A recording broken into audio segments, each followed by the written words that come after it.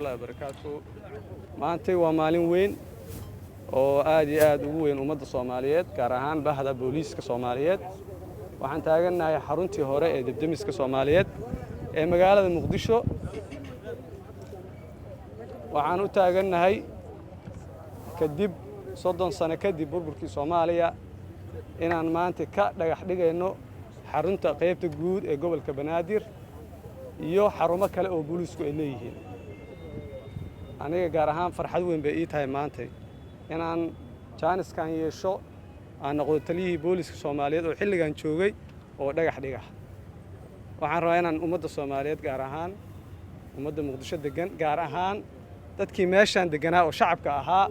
si gaar ah fariin ugu diro waxaan rabaa inaan idin sheego meeshan muddo ku soo nooleedeen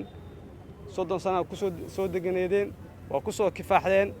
maanta waxaan anagu aan sameynayno guri aan leenahay maahan waxaan rabaa wax qaranka lagu adeegayo inaan ka dhisno inaan ugu taageertaan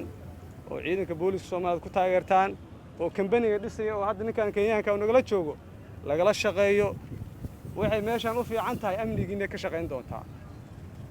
maxay anagu u dhisaynaa qaybta guud maxaa loo dhisay waxa loo dhisiyaa amnigiini gaar ahaan dadka halkan deganay si fiican oo ay uga shaqeyso marka cid baa la siiyay hebel baa qaatay iyo ganacsi iyo waxba kama jiraan meeshan qaybta guud baa laga dhisaa iyo jaamacadda hospital Madiina baayadana insha Allah ka dhagax dhigayna waana ka dhisi doonaa aad baa u mahadsantihiin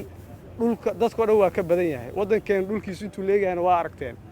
Soomaaliya waa dhul aad u ballaaran dadkeeduna waa dad aad u yar marka hal la iimaansado ilaahna laga cabsado buuqa iyo qeylada iyo qorrax istaagga tirada badan la iska daayo assalaamu calaykum waraxmatullaahi wabarakaatuh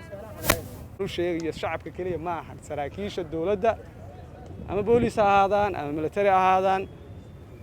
maanta wax wadanka ka socda waa horumar waa la horumarinayaa magaaladan waa ogeedeen 5 sano ka hor see ahayd saakay Muqdisho iyo Muqdisho 5 sano maxay ku wada duwan yihiin idinka sheegaya cadowgeedu waa badan yahay waxaan rabaa in la shaqeeyo hadii sargaal ay kugu soo aado in dhulkaaga laga kiciyo oo la hagaajiyo waa inaad taageertaa oo ka shaqeysaa haddii qof shacab ay kugu soo aado haddii wasiir ay kugu soo aado qof sharciga ka weyn ma jiro sharci baa lagu wada joogaa wixii sharci ka weynaaday shabaab baa sharciga damacayna ka weynaatay iyagana banaanka maalin loo saaray sharciga waa inaan ku wada dhaqannaa intaas fariintaasna waxaan u dirayaa saraakiishii iyo cid allaale ciddii dhul dawladdu ay leedahay isku dhijisa intaas rabaan insha Allah inaan u sheego assalaamu calaykum